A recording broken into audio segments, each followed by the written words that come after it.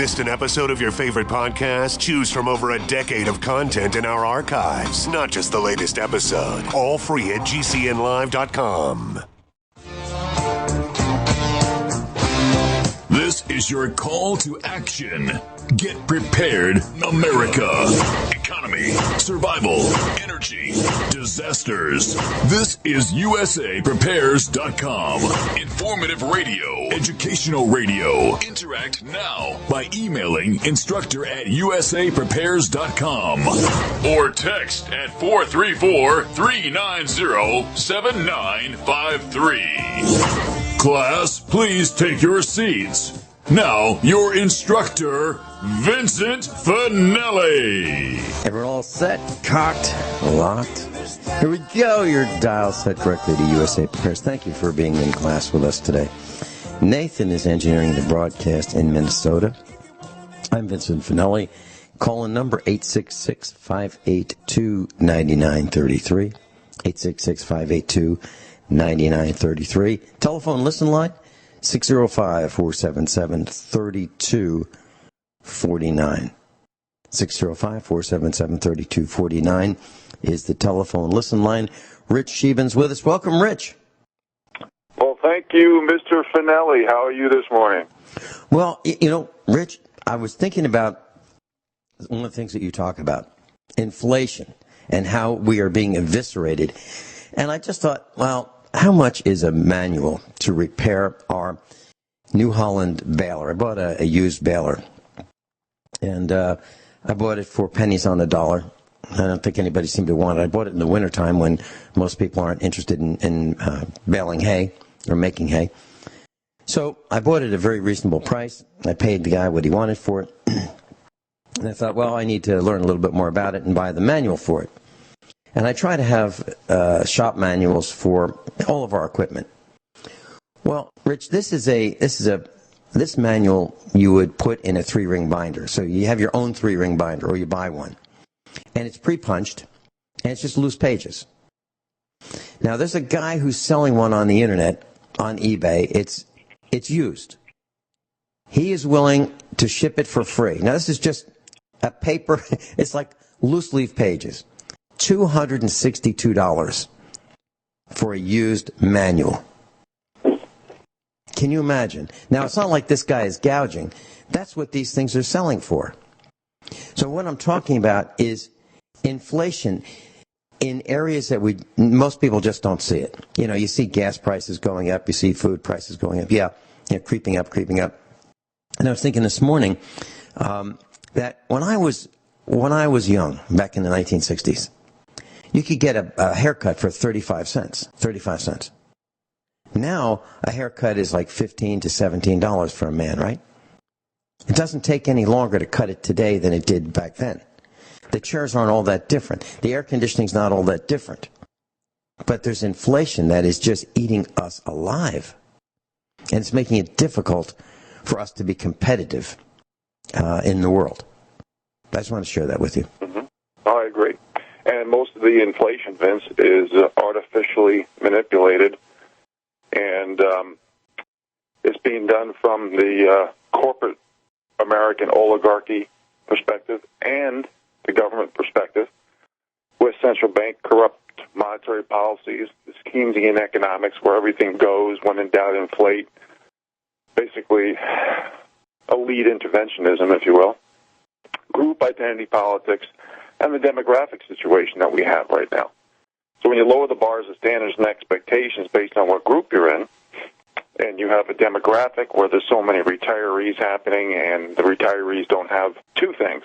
Most don't have the money to retire, and the second thing is that they don't have the time leverage to make up for the lack of time that they have in the workforce, especially when hard work, effort, proven results, and qualifications take a back seat to group identity, politics, and political correctness as it is today. So it's getting tougher and tougher for everybody to control their own destiny.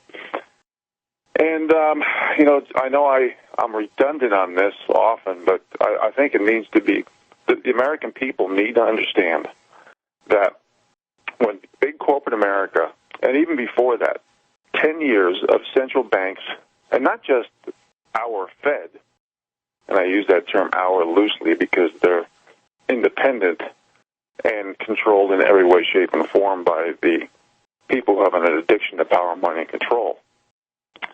But also the central banks from around the world, especially the Switzerland National Bank, they've been buying our stocks and bonds to artificially boost stock prices. So what happens is the big corporate America, they get a tax break from 35% to 31%.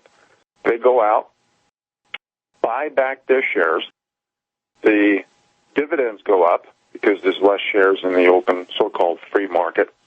And who gets the dividend benefits? The preferred shareholders, which 1% own 83% of the stock, 10% own 96% of the stock. So the dividends go to the super elite. And then executives cash in by cashing in their stock options by artificially manipulating the price. Now, it doesn't even end there. They also create new debt as far as borrowing money at cheap rates. And they go ahead and have more acquisitions and mergers, which basically is consolidation. And we have more robotics, automation, artificial intelligence coming in and taking those jobs. Now, when the looting stage of America continues, when corporations go out and create new debt, not only the CEOs and the CFOs and all the executives cashing in on stock options, but they got to look for buyers of that new debt. So instead of reinvesting into the company, into the people, into employees, into research and development, into goods and services, they do exactly the opposite. They sell debt to desperate pension funds, and they say this is AAA credit rating, where it's probably, negative triple Z, and they bundle in all the bad debt and toxic assets with possible AAA government bonds to sell to the public, especially, again, in these pension funds, and they have these disclaimers where all earnings are adjusted. And the SEC protects the fascists that we have today. That's been there for getting worse for 20 years. So when all these core business models become extinct, that all the business models that made America great, and then they say the credit ratings are bought and paid for, and they up the credit ratings on all these so-called debts, which are bad debt, junk bond status, and I believe 20%, from what I've read, of the Russell 2000 and 10% of the S&P 500 are zombie companies. Zombie companies basically mean that they should not be in business because they can't even pay the interest on their debt, so they're borrowing to do that.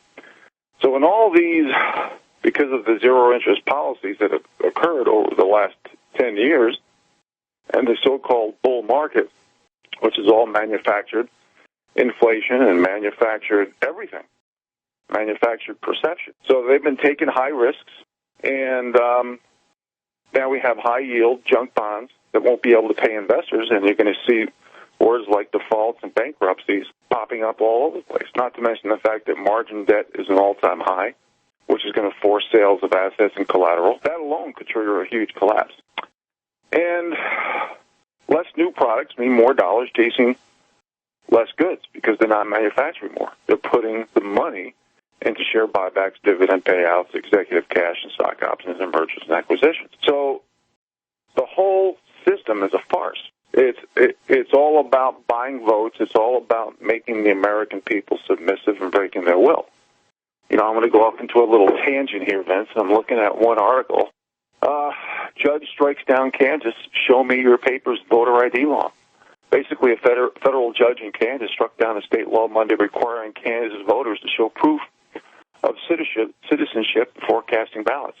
This was struck down. It's pretty obvious that it's all about voter fraud, all the dead people who can vote, all the illegal immigrants who can vote, all the people who can vote 2, 3, 4, 5 times. This is a sign of desperation as the American people keep waking up. And the only thing that we can do is share the globalist business model with the people. and make people be awake and aware of what is happening. Vince, is it okay if I go into a little monologue on that? Yeah, please do. And when you're done, I've got a comment about debt, and since you brought it up, yeah, please do. Yeah. Well, the globalist business model, I'm going to try to make this short and sweet. I'm not going to put it in any particular order, and we can certainly expand on this, all of us, but it's basically, you heard me, if you listen to this program, folks, you hear me talk about the same rules, laws, and accountability for everybody, which is criteria 1 out of 3 in standing for principle. Well, the globalists don't stand for principle. They do the exact opposite. They want a special tiered system of different rules, laws, and accountability based on what group you're in. Basically, what this does is lower the bars of standards and expectations through group identity politics and insults, degrades, and disrespects all these groups. And as we all know, you don't empower a nation, a group, or a person by lowering the bars of standards and expectations. So these are some of the things that what I've read over the past few months. I just jotted a few down regarding our authors and articles that I've read. And I'm going to say money laundering. This is the globalist business model again. Drug distribution, pedophilia, saving the banks, increased fascism, where a federal judge can most likely be bought and paid for. And a good example is the approval of the AT&T Time Warner deal, which this is basically going to open the floodgates to more mega mergers. And antitrust laws will become moot. And what this does is increase the fascism where the big corporate oligarchies and big government create an alliance to control the people. And that's exactly what's happening. And I'll say one more thing before the break, and that is the elimination of the American family. And I will finish this after the break, folks. Thanks for listening. We'll be right back. We'll be right back. Yeah, what basically this is, folks, is I'm talking about the globalist business model in no particular order. So next, after the elimination of the family, I would talk about the elimination of free speech. I would say a really good example is what is happening to Tommy Robinson in the UK. You know, they have the audacity to call themselves an ally to us. I don't think anybody who eliminates free speech because of political correctness in order to control the narrative and to eliminate heritage, traditions, and culture for the benefit of the few elite is what I would call an ally. And all Tommy Robinson was doing, all he was doing was reporting on pedophilia, and very indirectly, I might add. And now he's in prison. So when we talk about so-called trade alliances and certain people talk about who our allies are, I would be very careful with that because I wouldn't consider anybody an ally who eliminates free speech, because that's how a society that regards democracy and humanity that actually means something can make a difference. Next, I would say maintaining the status quo, and I call that the incognito caste system, where the people have no ability to control their own destiny anymore, and that is exactly what is happening in America. So I also want to mention some of these so-called surveys and focus groups that they do. It isn't to find out what the people thinks of a topic or situation, so the elite can do what's best for the people. So what they do with these focus groups and surveys is to find out how much propaganda, lies, and false flag they can pull over and how much the elite can get away with in regards to manufacturing information and perception.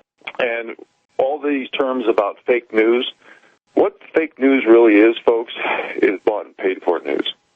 What it really means from that is that they have sold out the poor and middle class by 93%.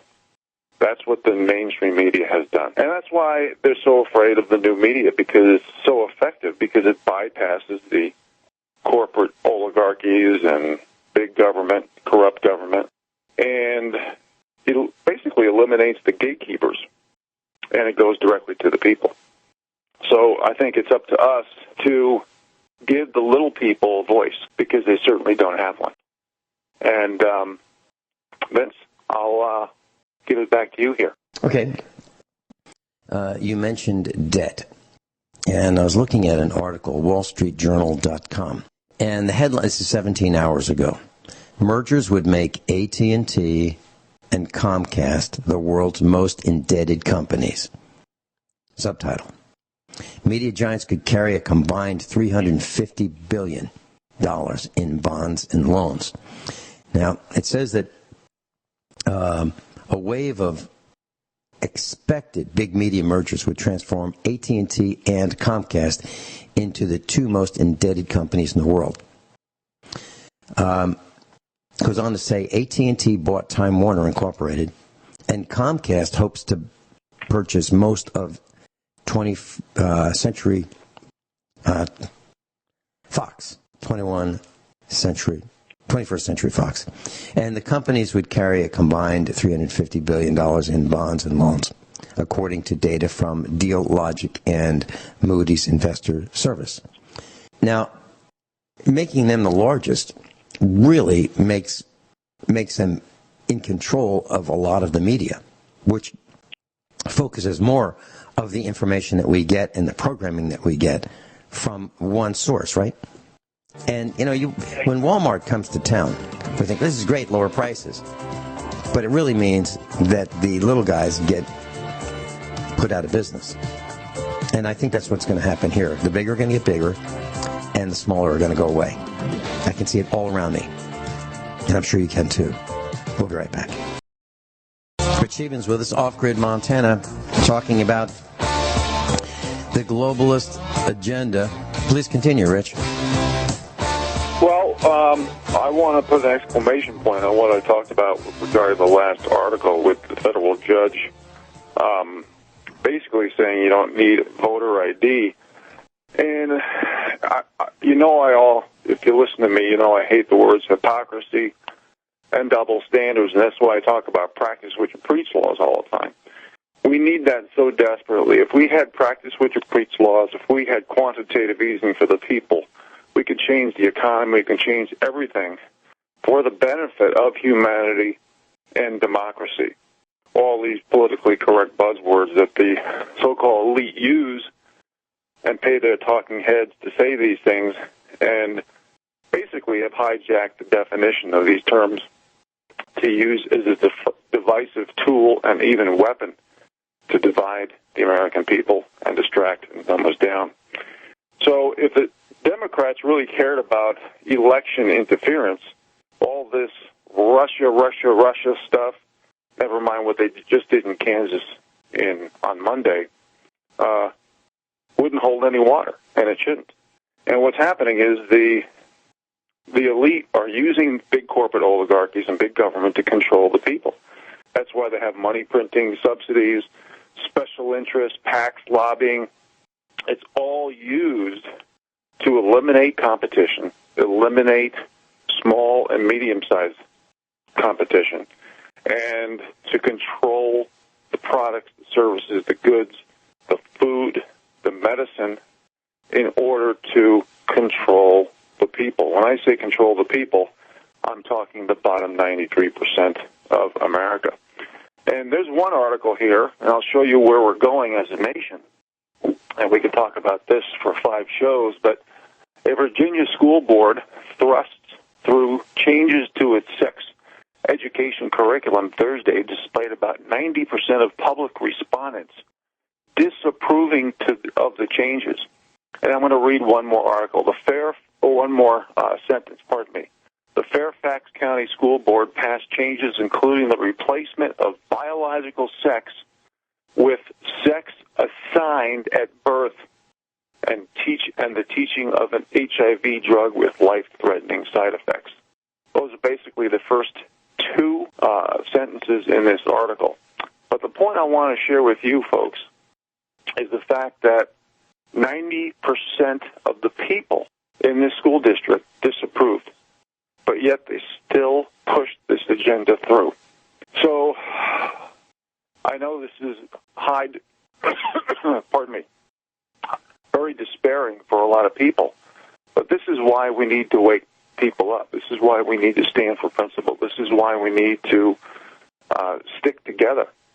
And because the elite are doing everything in their power to distract them down and divide us by race, gender, sex, sexual orientation, religion, ideology.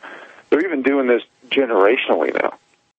And it's up to the people to read, research, stand up, and not allow the 5 companies who own the mainstream media to sway public opinion and hold on to the narratives and the talking points like this.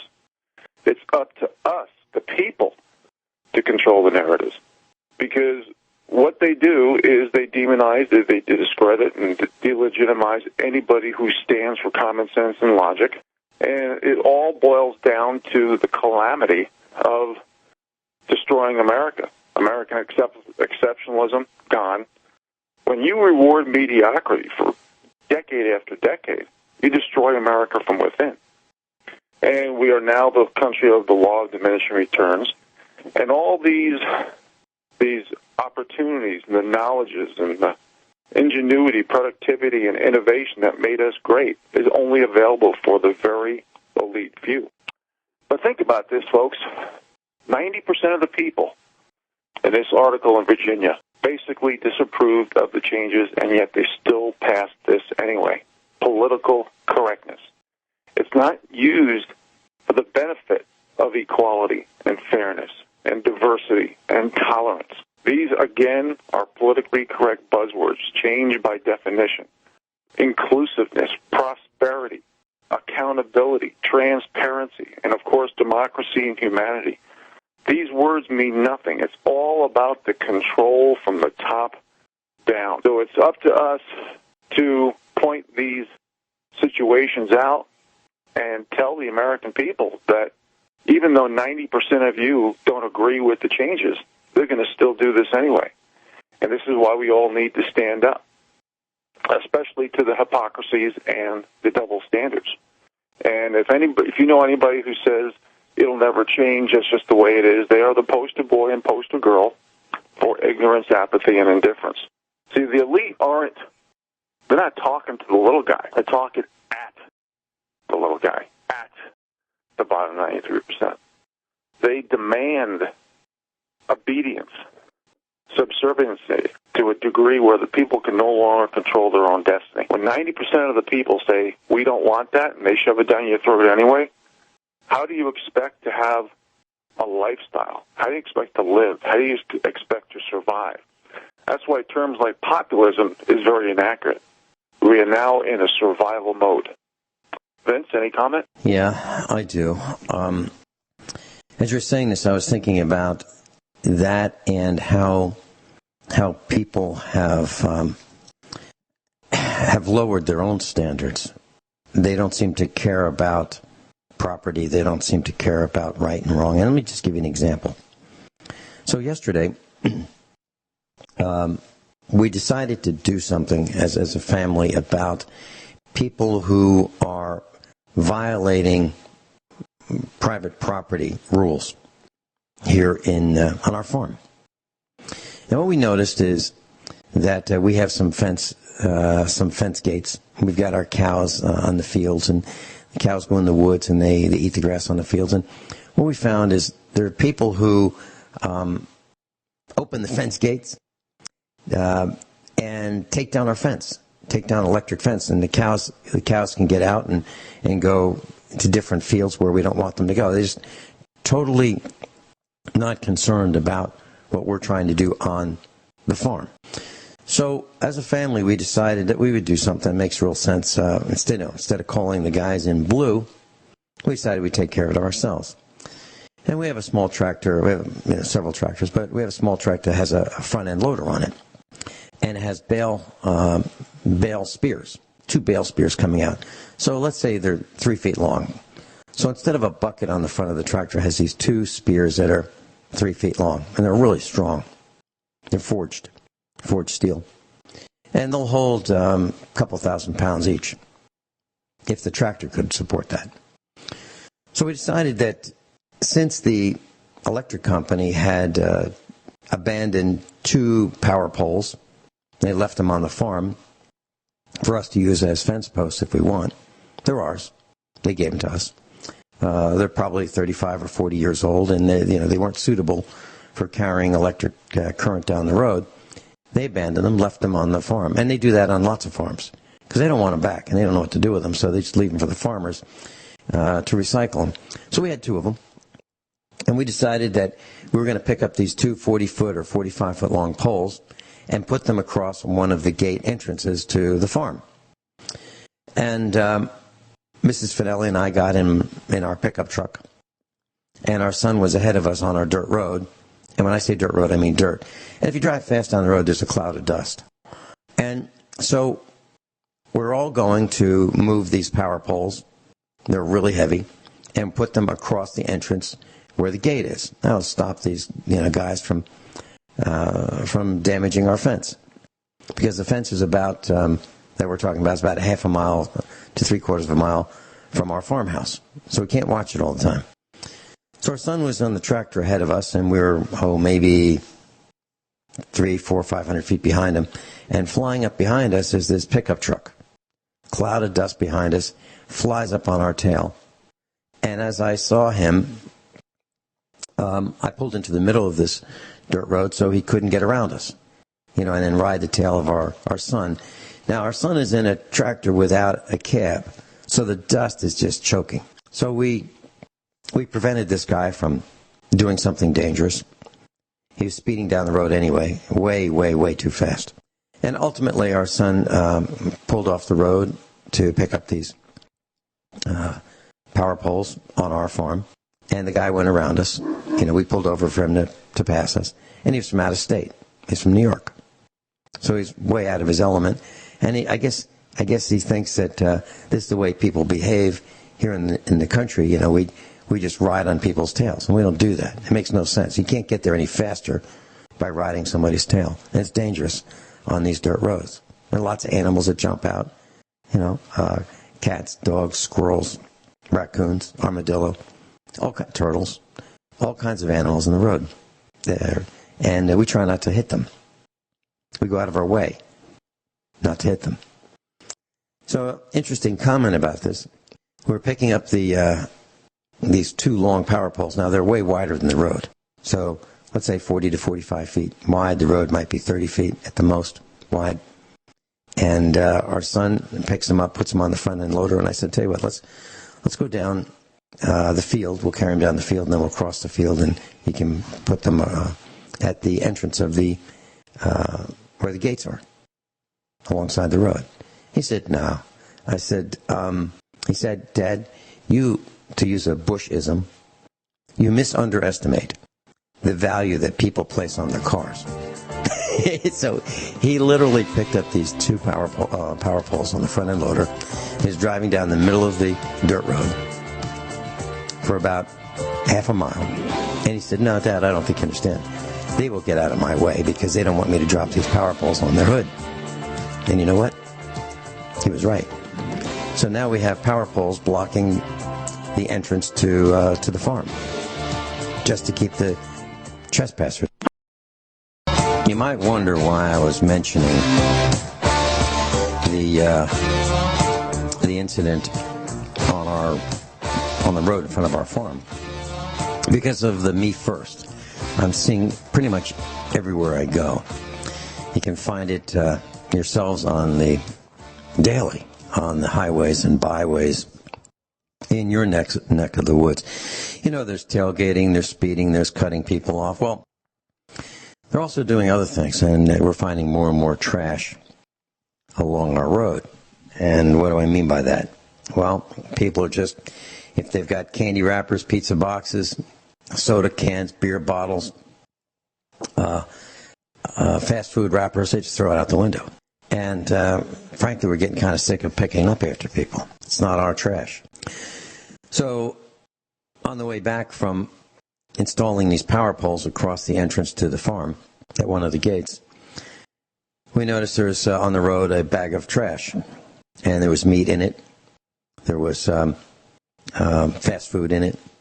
This is like a large shopping sack. Large. Like, if you had one of those paper sacks that you used to get if you went to the supermarket, not these plastic ones from Walmart, but the big ones, filled to the top, thrown in the ditch along the road. And so we were going to clean it up, but we couldn't because there was a copperhead enjoying a meal in there. So we decided to just leave him alone and continue on our way. So the trash is still there. And it's crazy for us to clean up trash and risk being bitten by a venomous snake. So this me first thing continues on. We see it even more. And there was a story on dailymail.co.uk. And it's titled, "Shocking Moment. Female Motorcyclist Fatally Collides with an SUV that merged into the left lane without looking." Canadian woman, 49, died following the crash on Friday in Mississauga, Ontario. And the video shows the SUV cutting into the left lane directly in front of the motorcyclist. What happened was there was, in Canada, they have a high occupancy vehicle lane. And it is designated because it is it's delineated by two parallel lines separated by several feet. So it's not like, it's really clear that you're not supposed to change lanes here. It's really clear. And that's the rules in Canada. High occupancy vehicles have more than one person in them. And you don't change lanes without being in the proper designated area to change lanes. So what happens is this SUV, and I saw the video, and it looks like no turn signals were used. SUV is following a pickup truck and decides to pull from the center lane into the left lane. The regular lane the SUV was in, and decided to move illegally into the high occupancy vehicle lane. Motorcycles flying up in the high occupancy vehicle lane, slams into the back of the SUV because the SUV cut across with no warning in the wrong location illegally. So the SUV didn't use signals, number one. Changed lanes in an area that was illegal in Canada to change lanes. And the motorcyclist slams into the back of the SUV, flips in the air, and the next day the motorcyclist, a woman 49 years old, dies. Now there's plenty of fault here. So I'm saying me too. Or I'm sorry, not me too, me first. The SUV is saying me first. I'm behind this guy in this truck and I can go faster if I could just get around him. So all I have to do is, I'm just paraphrasing what he might be thinking, or she. Just get around this pickup truck in front and go faster. Me first. By doing that, a woman 49 years old who is on a motorcycle crashed into the back. No time to brake, no time to avoid the crash, no place to go because there was a concrete median. No place to go.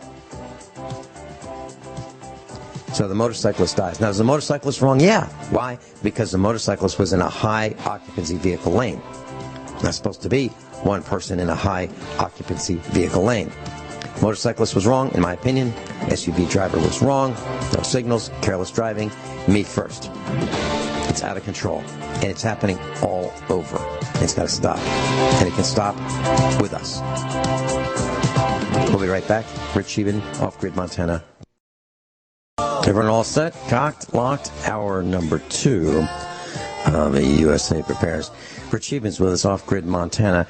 Rich, did you have any comments about that motorcycle car crash, us having to move power poles to block the entrance to a farm gate to keep people from messing up the farm and causing us problems with the cows and dumping their trash on the side of the road, in a ditch? I mean, obviously, it's all deliberate, all of it.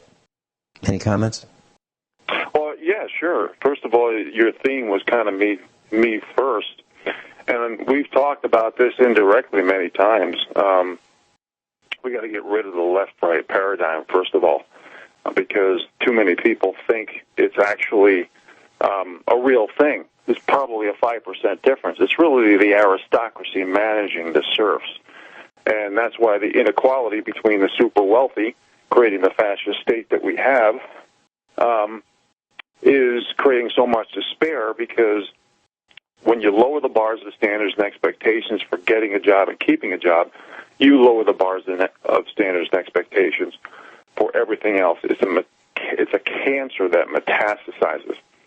So we have to remember that we have to try to make a difference individually, but we have to stand for principle. Okay, we can't sell the farm for nothing, and I think that the redundancy of my definition of standing for principle needs to stay its course on the repetitive angle, and that is we need to have the same rules, laws, and accountability for everybody. It has to be truth, not based on truth, but we have to speak truth. In other words, you have to have the gut to be willing to be hated for telling the truth versus wanting to be liked by blowing smoke up someone's keister and telling certain people what they want to hear. And thirdly, which could be the most important, if somebody gets away with it and has less consequences for their own behavior because of what group they're in, we need to do the same. And if that doesn't sit well with a lot of the elite, then let's have practice what you preach laws. They all connect. But I think how I'm going to take what you just said, Vince, I'm going to say, how can we make a difference as individual people? And I'm going to use one example of a man. He was a very good rebounder. His name is Dennis Rodman. I'm not a basketball fan. I'm more of a football fan.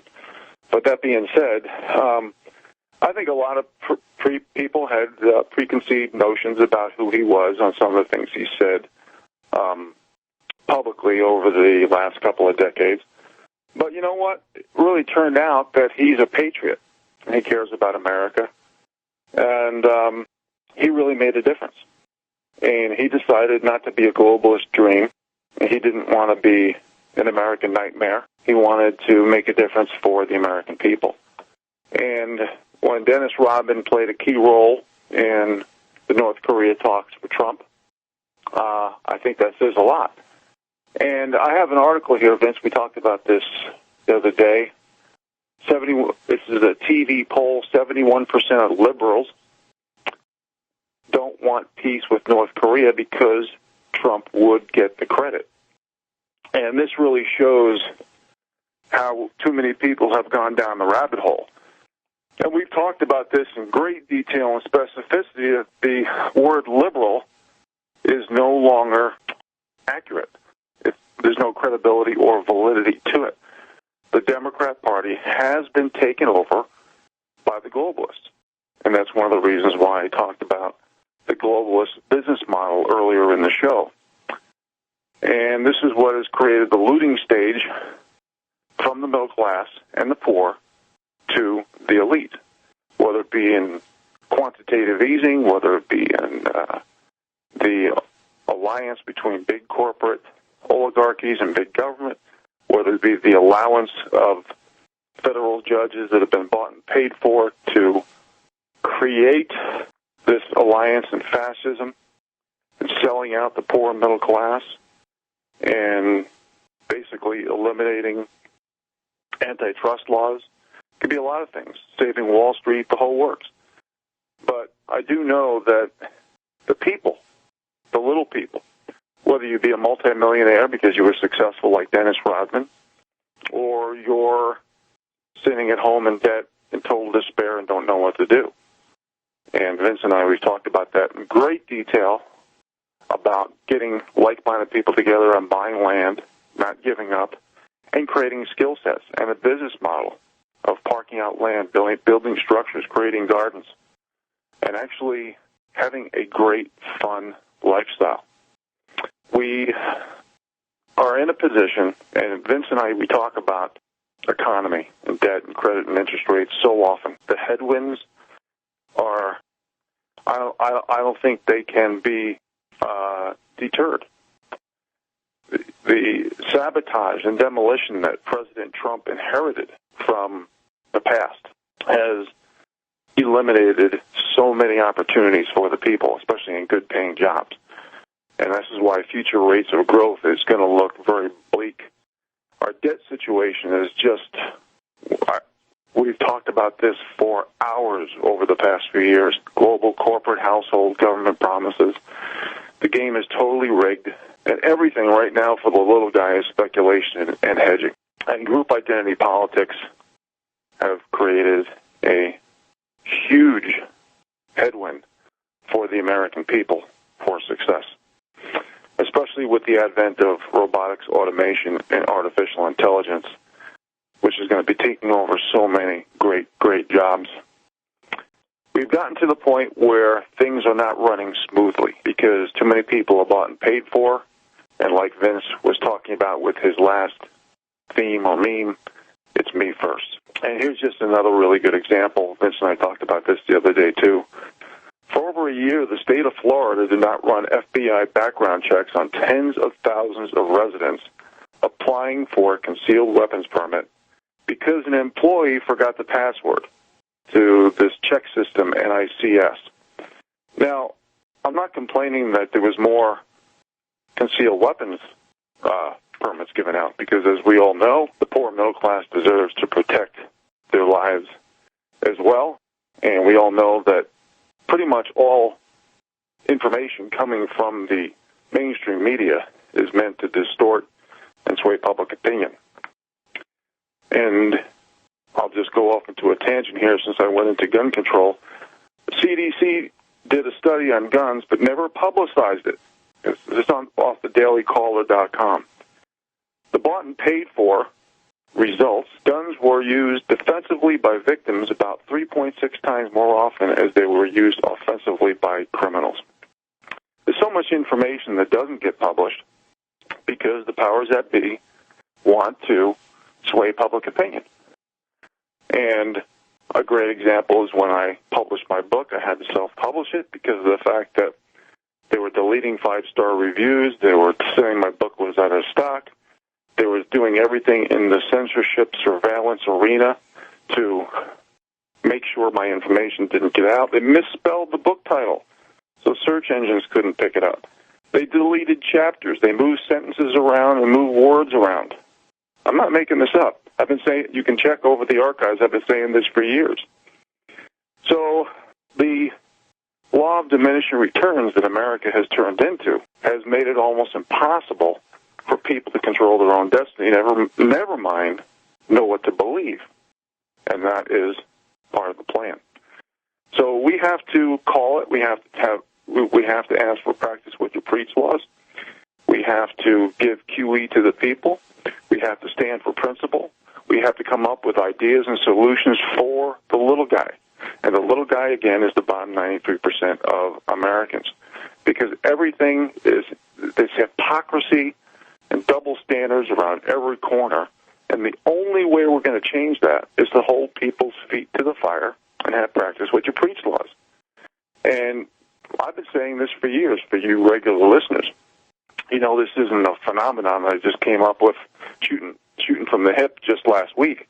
I've been saying this for years. Don't you think that the so-called neocons and rhinos of the Republican Party are trying to dismiss this information and make sure that it stays behind the scenes because it's not bought and paid for?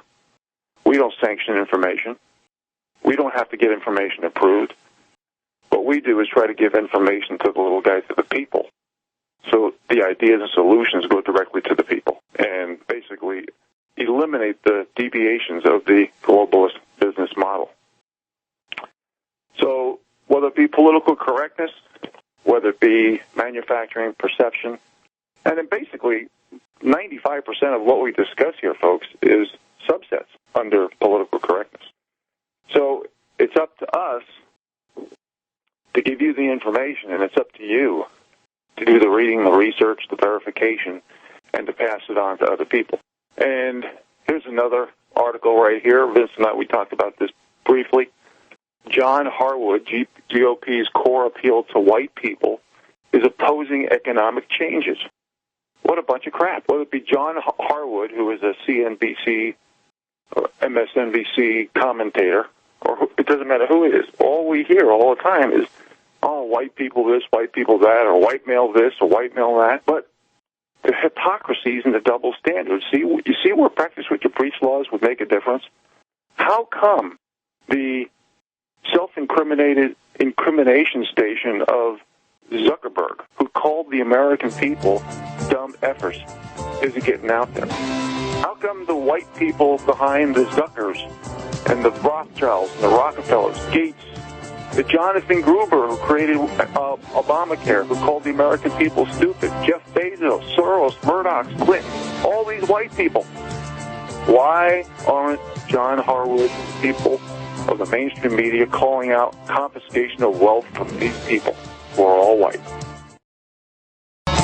Mrs. Finelli and I have been watching a few episodes of a series called Escape to the Continent. Now, it's on Netflix, and I didn't realize this when I watched the first episode, but it's considered reality TV, and I don't know what reality TV is, but I guess it means it's fake.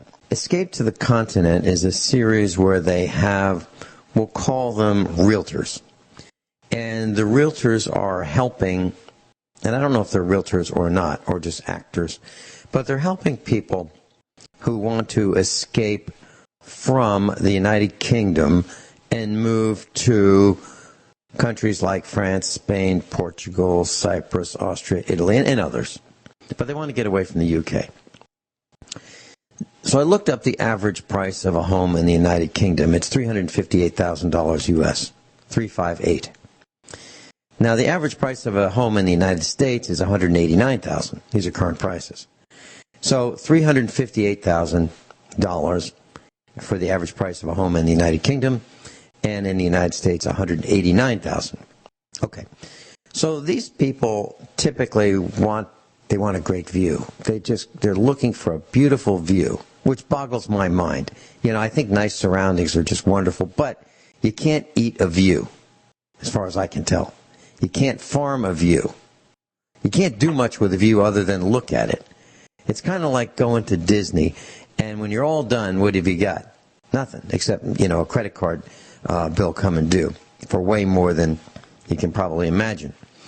So the people who are escaping are typically couples, most of the time, and it's a husband and a wife. They just got married. It's a new marriage, but they're middle-aged, and they're going to sell their home in the United Kingdom, and they're going to buy this building with some land, typically a small amount of land, in another country. So they're charged with, well, we've got to learn a new language, fit in with the culture, see if we can make a go of it. And what do they want to do typically? Well, bed and breakfast keeps coming up. So they think that they're moving to a destination where they're going to be in a small village, and it's a wonderful place to visit, and they can rent out a room in their home or rooms in their home and become a bed and breakfast entrepreneur. But there's a thread that runs through these people. That thread or that trait is that they don't have any skills. They've never run a bed and breakfast, but they think they're going to be an entrepreneur. Now, good for them. I mean, I'm glad they're going to try. But when they look at the places that they want to buy, it's got to be done. It's got to be completely done, or it's too much work. Now, I think about what we've done here at the farm. We didn't even have a house. And, when we built this place, we had to mow down saplings that were taller than a big tractor to create a field, a 40-acre field. One of the fields was just overgrown. And I'm thinking that these people that, gosh, it's going to be a lot of work. We might have to paint. We might have to spackle. We might have, it's just too much for them to do any work. They have to have it done for them.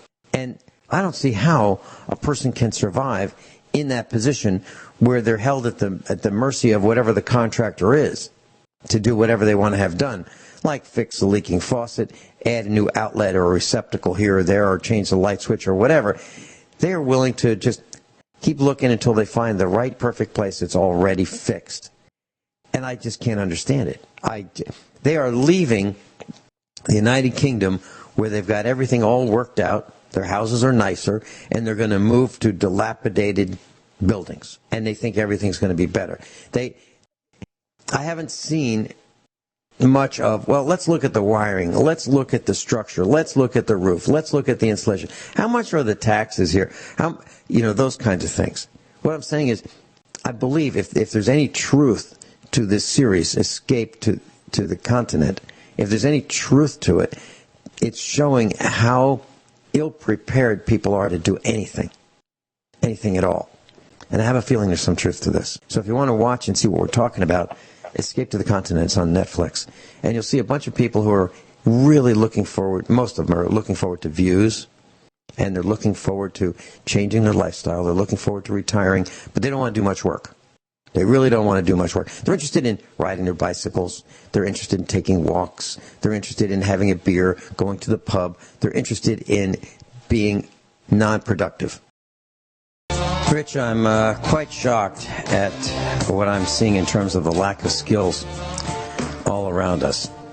And I think that might be a barrier to entry to people embracing the kind of lifestyle that you have and that we have here at the farm. And why is that? I think it's because of the media. I think it's because of the government training camps. I think we have pulled out of the schools the trade skill training that we used to have, like shop classes, wood shop, metal shop, welding, automotive shop, electricity shop, carpentry, masonry. We used to teach those kinds of skills in the schools. We used to teach home economics, and typically young ladies would go into home economics classes where they'd learn how to run the household. And I think that's a very important thing to do, running the household. Hillary Clinton doesn't think baking cookies is important. I think cooking healthy meals for the family is extremely important. I think raising the children is extremely important. I don't think there's anything higher and better than a woman can do than be at home to raise the children, to take care of, nurture the children, help them with their education, help them with their skills, teach them how to be polite, productive people. I think it's extremely important. However, it looks like to me that we've said, well, it's not so important. Going out and sitting behind a keyboard and a screen and having a job entering data of other people that is important. But it seems like that's what we've done, and we've lost our desire to do things. We used to have hobbies. Heck, I was filling out a medical document. They wanted to know about me, and it said hobbies. And so I looked at Mrs. Finelli and I said, hobbies, that'd be everything. Everything. I'm interested in everything. I really am. And I try to read about everything. Why? Because I want to know about everything. But I don't think young people today are advised properly. I think guidance counselors are missing the boat. I think that young people need to be encouraged to have hobbies, to learn to do things. Heck, gardening is it's such a wonderful, rewarding experience for a young person. Take a seed, turn it into a plant that produces a tomato or a radish or a carrot or a bell pepper or a cucumber or a watermelon or a pumpkin. I mean, that's important. But do we do that? I don't think we do enough of it. I think we're letting our children down, and it's going to make it worse for everybody because of the lack of skills. And if we ever have to go to war again, ground war, what are we going to do with people who don't know how to do anything? Like, let's say the tire gets shot out on the Humvee. What are we going to do? I don't know. Can you change that thing? Where is the spare tire? Where is the jack? What is the jack? How does it work? I mean, we're at the point where we really don't know how to do much. And I believe that, unfortunately, too many of us don't know how to change the tire, don't know how to plant seeds, don't know how to raise a garden. And, you and I were talking off air yesterday, Rich, and I mentioned that, we were butchering a cow here at the farm. And I mentioned that we bought a commercial saw, the kind of saw, a meat saw, the kind of meat saw that you would see in the butcher area of a supermarket, back in the 60s or 70s. Like 6 feet tall, huge stainless steel platform that you saw you'd saw beef. You'd saw the ribs. I mean, you'd make steaks with this thing. And we had 2 boys, about 25 years old. Our son was one of them. And these 2 guys in the winter, were processing a cow. How long did it take? 2 guys, equipment that was commercial.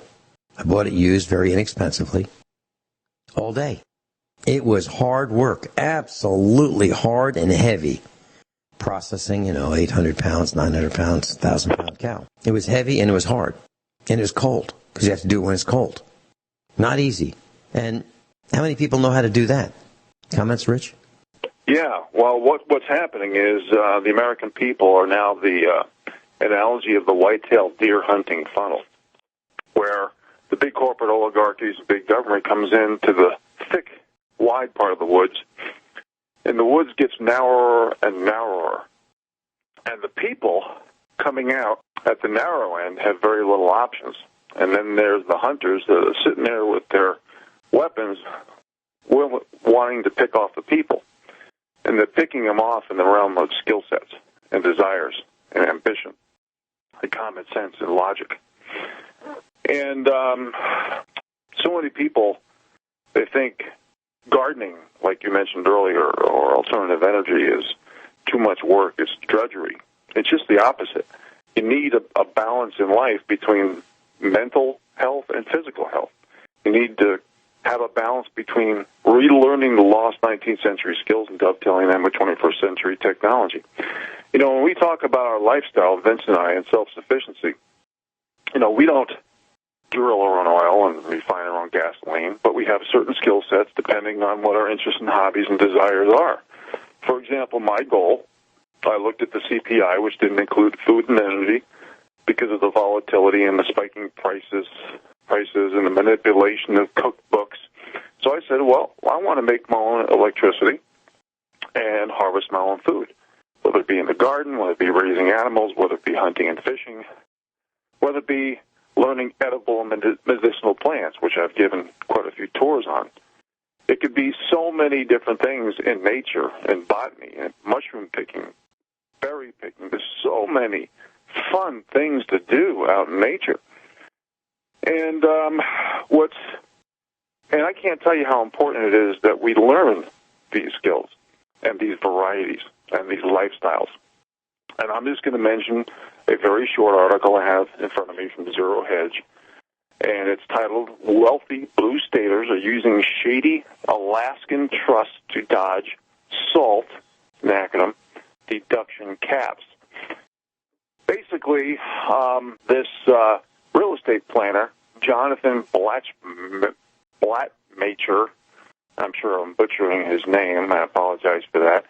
What he's doing, he's planning on transferring the interests of his 2 New York residents, one in Garden City, one in Southampton, into LLCs, which will then divide up into 5 separate trusts that will be based in Alaska.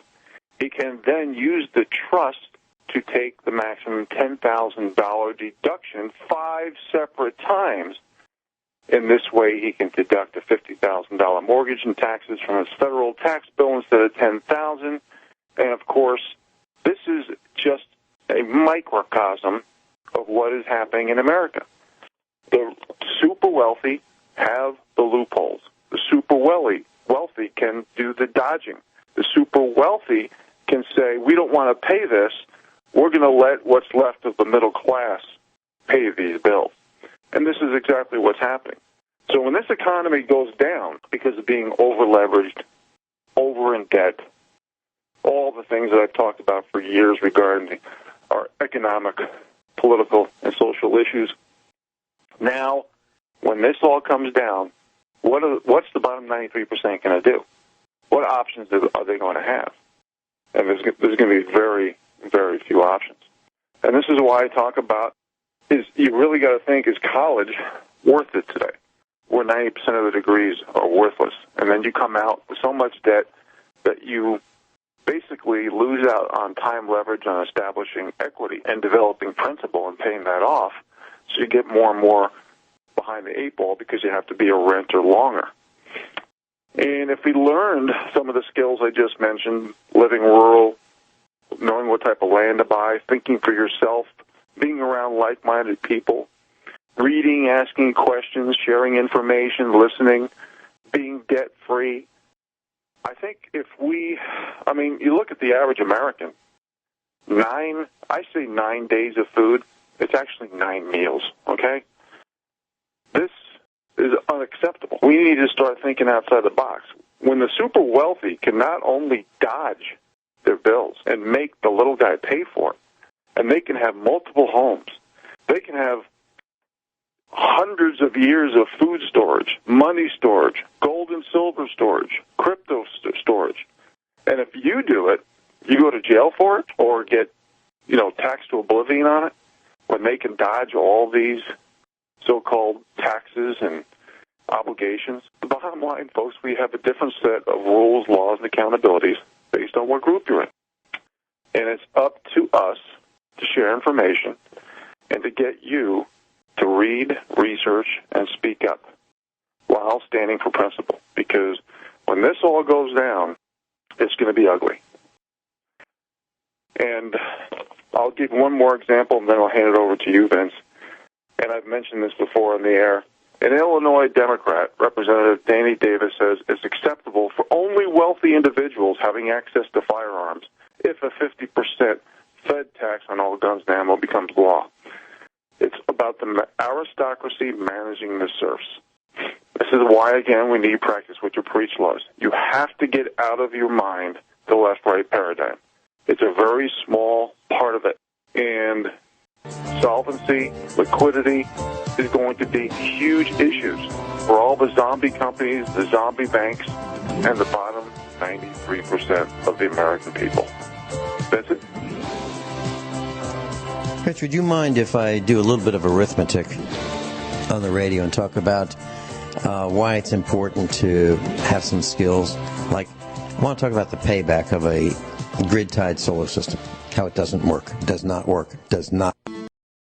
I want to thank Grace Thorne, USA Preparedness Instructor, for sending me a nice letter. Thank you so much, Grace. Sandy and I read it.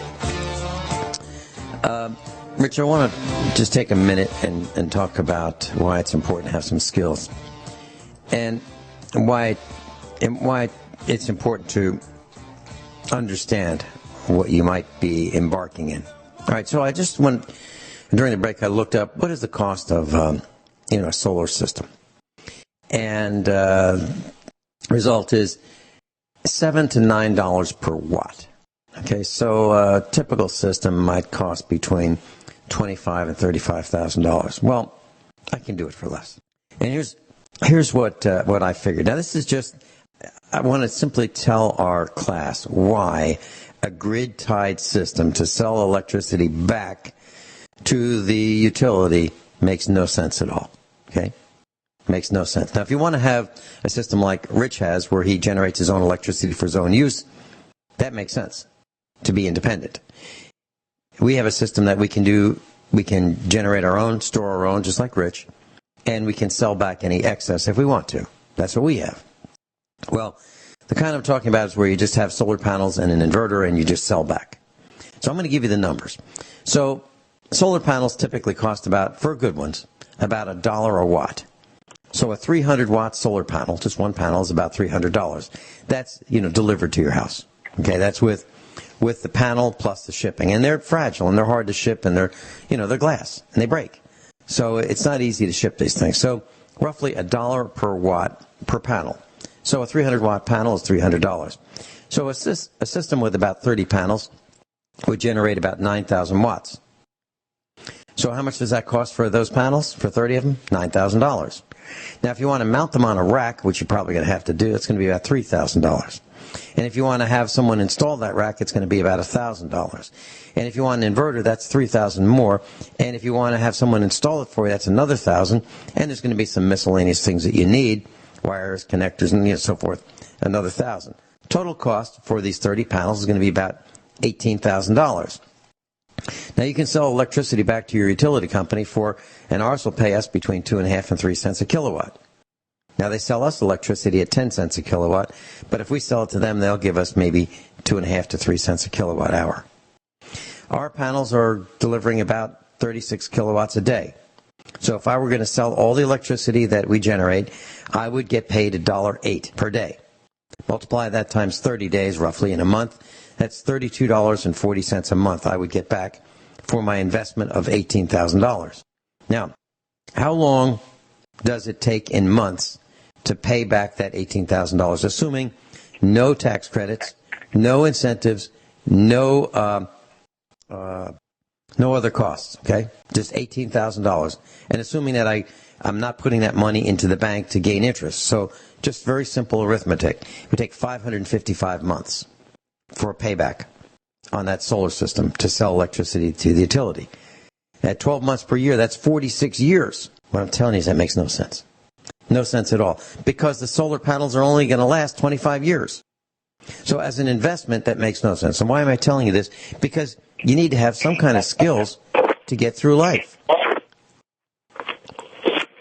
And if you read these advertisements, boy, you can get money. Yeah, you can. You can make money. You can make $1.08 a day on an investment of $18,000. Sounds like a great return, right? The point is, you need to learn, read, research, do your own homework, and probably not believe very much of what you see, hear, and read. Rich, any comments on that very simple discussion of how deceptive things are? Well, absolutely. But skill sets also include the ability to live rugged and living below your means and knowing the fine line between needs and wants. I make it very clear the only thing that you should be in debt for, and that is land and or home. Everything else like furniture, vacations, food, all these frivolous things that people pay for in time with interest should be eliminated. You need to pay off your credit cards, get out of debt, and learn how to live simply. Vince? You mean it's not a good idea to borrow money to go to Disney? Is that what you're saying? Imagine my shock. Yeah, but people do that. It blows my mind. Rich Scheben, thanks so much for being with us. Always a pleasure. Class above all, honesty and integrity. What happens next is up to you. And work on more skills.